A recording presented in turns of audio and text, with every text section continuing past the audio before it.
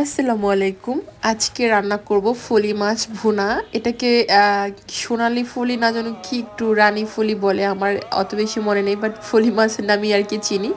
তো মাছটাকে প্রথমে হচ্ছে আমি হলুদ আর লবণ মেখে ভেজে নিয়েছি। এই মাছটা নাকি খেতে অনেক বেশি স্বাদ। আর এটার অন্য কোনো নামে আপনারা চিনেন কিনা অবশ্যই কমেন্ট করে জানাবেন যদি চিনে থাকেন আর কি।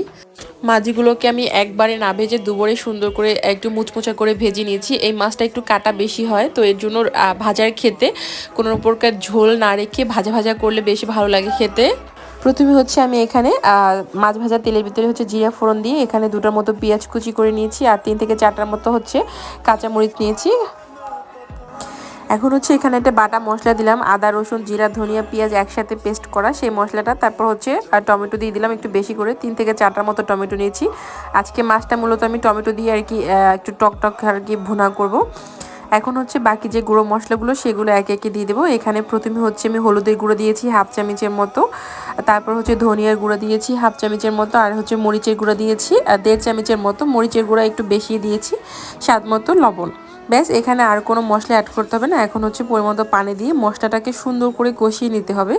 প্রথমেই বলে নিয়েছি এই মাছটা কিন্তু আমি কোনো প্রকার ঝোল রাখবো না, তো সেক্ষেত্রে হচ্ছে 2-3 বার করে হচ্ছে মশলার সাথে একটু একটু পানি দিয়ে আর কি কষিয়ে নিতে হবে। আর এই মাছ ভুনার ক্ষেত্রে আপনারা এই মশলাটাকে যত বেশি কষাবেন আপনাদের মাছের টেস্টটা হচ্ছে অনেক বেশি ভালো আসে আর কি। তো দেখতে পাচ্ছেন মশলা কষানোর পরে হচ্ছে আমি এখানে পানি দিয়ে দিলাম। এখন হচ্ছে এর ভিতরে যে ভেজে রাখা মাছগুলো সেটাকে দিয়ে দেবো।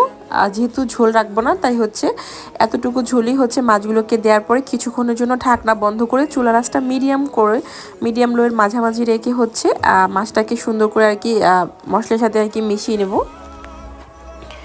তো এই তো ঢাকনা খুলে এখন হচ্ছে মাছগুলোকে আমি এপাশ ওপাশ করে উল্টিয়ে দেবো। যেহেতু এক পাশ হয়ে গেছে, ঝোলের পরিমাণ কম, এর জন্য আর কি উল্টিয়ে দিতে হবে, না হলে একটা পাশে হচ্ছে মশলা যাবে আর একটা পাশে মশলা যাবে না, খেতে ভালো লাগবে না। তো এই তো আমার মাছটা কিন্তু হয়ে গেছে। আমি এরপর হচ্ছে 2 মিনিট চুলা আঁচটা হাই করে একটু ভাজা ভাজা করে নিয়েছি। চাইলে আপনারা লাস্টের দিকে একটু ধনিয়া পাতা দিতে পারেন, বাট আমি আজকে ধনিয়া পাতা দিব না, এখানে জাস্ট এভাবে করে ভাজা ভাজা করে নামিয়ে নেব।